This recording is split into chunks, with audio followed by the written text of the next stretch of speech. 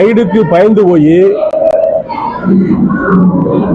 அறிவாலயத்தில் கோபாலபுரத்தில் காங்கிரஸ் கட்சி ஆளுங்கட்சியாக இருந்த நேரத்தில், மன்மோகன் சிங் பிரதமராக இருந்த நேரத்தில், அவர்கள் ரைடு செய்த நேரத்தில் கீழே கலைஞரோடு கூட்டணி பேசிய கட்சி திமுக. ஆகவே ரைடுக்கு பயந்தவர்கள் திமுகவை சேர்ந்தவர்கள் தான். அவர்கள் தான் பயந்து போய் கூட்டணி அணிக்கு முடித்தார்கள். ராஜீவ்காந்தி கொலையிலே சந்தேகம் இருக்கிறது என்று சொல்லி விசாரணை கமிஷனால் தெரிவிக்கப்பட்ட திமுகவோடு இன்றைக்கு காங்கிரஸ் கூட்டணி வைத்திருக்கிறது. ஈழத்தமிழருடைய படுகொலைக்கு காரணமான காங்கிரஸோடு இன்னைக்கு திமுக கூட்டணி வைத்திருக்கிறது. இதுதான் ஒவ்வாத கூட்டணி, ஒப்பாத கூட்டணி, மக்கள் ஏற்றுக்கொள்ளாத கூட்டணி. அண்ணா திமுகவும் பிஜேபியும் புரட்சித்துறை அம்மாவால் அமைக்கப்பட்ட ஒரு வெற்றி கூட்டணி தான். ஆக இந்த கூட்டணியை பொறுத்த மட்டில் கட்சி இயக்கம் நடத்தவுள்ள அத்தனை பேரும் வெற்றியினுடைய இலக்கை நோக்கித்தான் செல்வார்கள். அந்த அடிப்படையில் தேர்தலுக்காக அமைக்கப்பட்ட அற்புதமான கூட்டணி என்றுதான் சட்ட வல்லுநர்களும் சமூக ஆர்வலர்களும் கூறுகிறார்கள். ஆகவே இந்த கூட்டணி அற்புதமான கூட்டணி, வரவேற்கத்தக்க கூட்டணி என்று மக்கள் பேசுகிறார்கள். எங்களுடைய பொதுச்செயலாளர் ஏற்கனவே சொல்லிட்டார், எங்களுடைய பொதுச்செயலாளர் அருமையான எடப்பாடியார் சொல்லிட்டார், திமுகவை தோற்கடிக்க எண்ணுகின்ற யாருடனும் நாங்கள் கூட்டு சேருவோம்.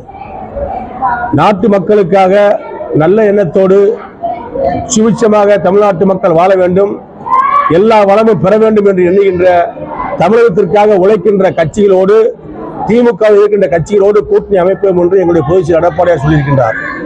அவர்தான் இந்த கூட்டணிக்கு தலைமை, எடப்பாடியார் தான். இதை மத்திய உள்துறை அமைச்சர் அமித்ஷா அவர்களே கூறிவிட்டார். ஆக எடப்பாடியார் சம்பந்தமான முடிவுகளை அவர்தான் எடுப்பார், அவர்தான் அறிவிப்பார்.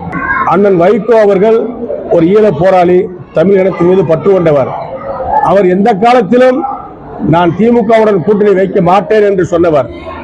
ஈழத்திலே 3 லட்சம் ஈழத் தமிழருடைய படுகொலைக்கு காரணமான காங்கிரஸோடும் திமுகவோடும் ஒரு காலம் நான் கூட்டணி வைக்க மாட்டேன், அதை என் சவம் கூட ஏற்றுக்கொள்ளாது என்று சொன்னார் அண்ணன் வைகோ. இன்றைக்கு அவர் அங்கே வைத்திருப்பதுதான் சந்தர்ப்பவாத கூட்டணி.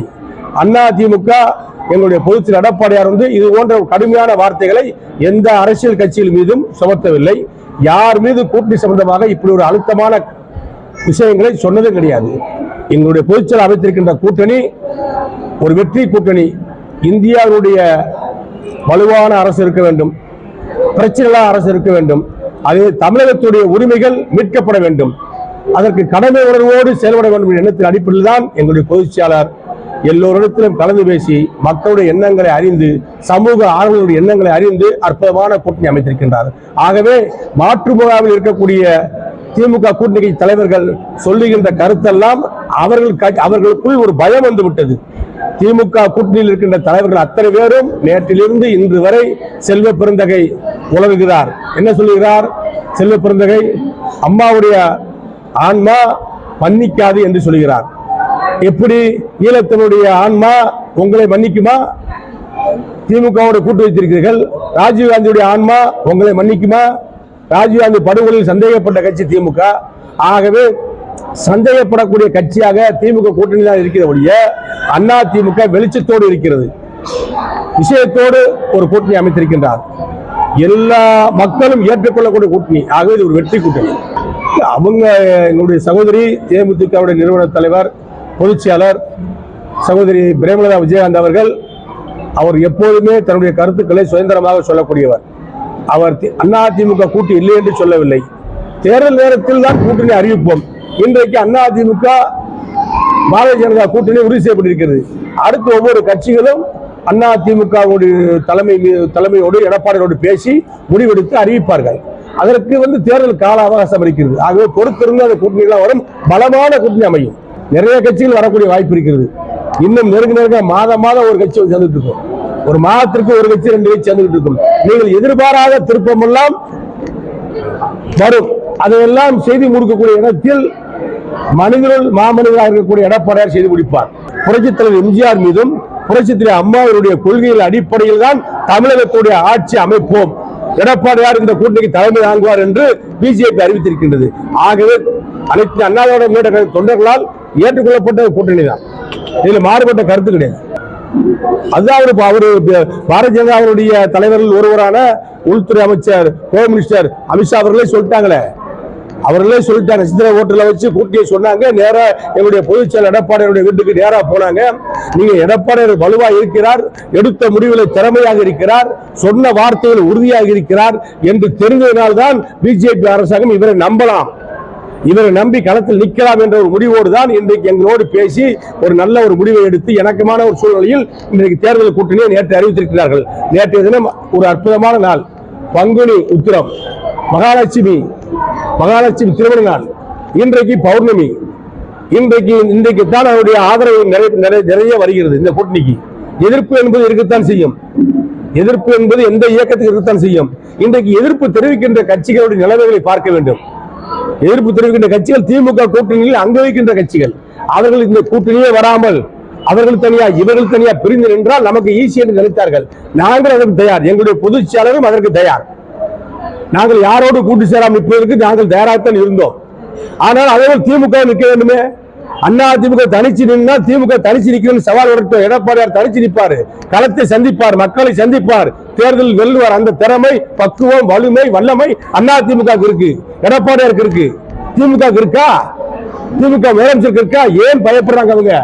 நாங்க சேர்ந்த ஏன் நீங்க பதறீங்க? உங்க கட்சியில ஏகப்பட்ட பிரச்சனை. உங்க கட்சியுடைய அமைச்சர்களே இன்னைக்கு பாத்தீங்கன்னா கேவலமா பெண்களை சித்தரிக்கிறாங்க, பெண்களை பேசுறாங்க. சைவ மதத்தையும் வைணவ மதத்தையும் அமைச்சர் பொன்முடி அசிங்கமா பேசுறாரு. எல்லோருடைய மனங்களை புண்படக்கூடிய கருத்துக்களை சொல்லக்கூடிய அமைச்சர்களை வச்சுக்கிட்டு நீங்க தான் உங்களை சரி பண்ணிக்கணும். அண்ணா திமுக யாரையும் குறைஞ்சி பேச மாட்டோம். சிறுபான்மை மக்கள், பெரும்பான்மை மக்கள் என்ற பாகுபாடு இல்லாமல் எல்லோருக்கும் நல்லவராக வாழக்கூடியவர், வளரக்கூடியவர், ஆட்சி செய்யக்கூடியவர் எடப்பாடியார். இது சிறுபான்மை மக்கள், கிறிஸ்துவ மக்களுக்கும் தெரியும், இஸ்லாமிய மக்களுக்கும் தெரியும். யாரையும் எடப்பாடி இருக்கின்ற இடத்தில், அதிமுக இருக்கின்ற இடத்தில் எல்லா மக்களுக்கும் பாதுகாப்பு உறுதியாக கிடைக்கும். 2025 அருமையான ஜோக்கே தான். அதிமுக திமுக தான் போட்டி. இவெல்லாம் நான் தான் சொல்லக்கூடாது. களத்திலே கிடையாது, அவங்க களத்திலையும் கிடையாது, இனத்திலையும் கிடையாது, எந்தையிலையும் கிடையாது. களத்தில் நிக்கிறது அதிமுக கூட்டணியா திமுக கூட்டணியா? வெல்ல போவது யாரு? அங்க நிக்கிறது மதம் கொண்ட யானை. அதிமுக எடப்பாடி பின்னாடி சினம் கொண்ட சிங்கமாக எடப்பாடி நிற்கிறார். சினம் கொண்ட சிங்கத்தோடு தோற்று ஓடும் மதம் கொண்ட யானை. இதுதான் வரலாறு படைக்கும். அதிமுக வெல்லும், ஆட்சி அமைக்கும், எடப்பாடி முதலமைச்சராவார். ஆக எல்லா வழியிலும் பாதிக்கப்படுகின்ற மக்களை பாதுகாக்கின்ற தலைவர் பொதுச்செயலாளர் எடப்பாடியார் தான். அவர் தான் முதலமைச்சராக வர வேண்டும். சட்டமன்றத்தில் இன்னைக்கு கதாநாயகராக இருக்கிறார். திமுக ஆட்சியை இனியும் நீங்கள் பிடிச்சு தாங்க முடியாது. அது கவிழ்கின்ற கப்பல், மூழ்கின்ற கப்பல், முடிந்து போன கப்பல். ஆகவே அதை இனிமேல் செய்ய முடியாது. அதிமுக இன்னைக்கு பெருநடையோடு எடப்பாடியார் தலைமையில் அருமையான கூட்டணி அமைத்து வெற்றி நடை போடுகிறது. இந்த கப்பல் கரை சேரும். இதுல ஏறுறவங்க ஏறிக்க வேண்டியதான். அது மாதிரி நேரா போய் சென்னை துறைமுகத்தில் நிக்க போய் கோட்டைக்கு போயிட்டு இருக்க வேண்டியதான். அது எல்லா கட்சியிலும் சின்ன சின்ன பிரச்சனை இருக்கும். அதை ஐயா ராமதாஸ் சார் சரி செஞ்சிருவார். அது ஒன்றும் பெரிய பிரச்சனை. பாமக என்ன பெரிய பிரச்சனை? ஏற்கனவே பிரச்சனை வந்துச்சு 2 மாதத்துக்கு முன்னாடி, சரி இல்லையா? அதுதான் சரி பண்ணிடுவார்.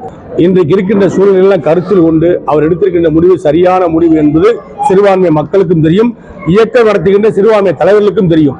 ஆகவே அவர்கள் சில கட்டுப்பாட்டுக்குள்ளே வாழ்கின்ற காரணத்தினால் அவர்கள் சில அறிக்கையில் விடலாம். அதற்காக அந்த ஓட்டுகள் எல்லாம் எங்களை மீறி போய்விடும், எங்களுக்கு வராது என்று அர்த்தம் அல்ல. எங்களுக்கும் வரும், எங்களுக்கும் சிறுபான்மை ஓட்டுகள் உறுதியாக விழும், வரும். அதுல என்ன சந்தேகம் கிடையாது. ஏனென்று சொன்னால் அவர்களை நம்பி திமுகவை நம்பி அவர்கள் கெட்டவர்கள்.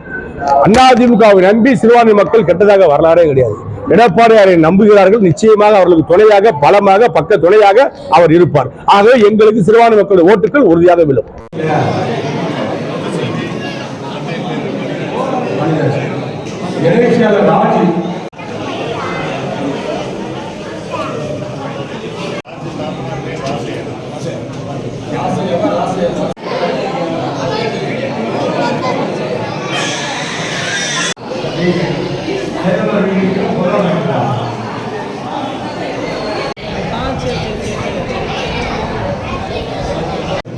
படிச்சிருக்கேன்.